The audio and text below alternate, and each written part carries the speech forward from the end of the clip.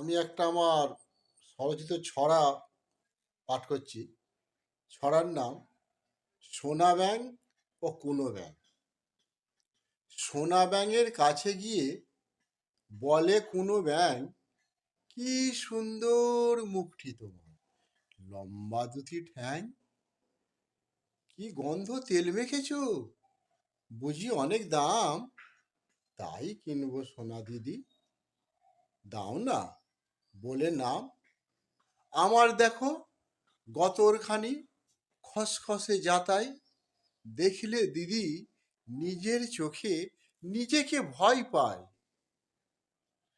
তোমার মতো তেল মাখতে ইচ্ছে জাগে মনে, নামটি বলে দিলেই দিদি মাখবো আমি কিনে।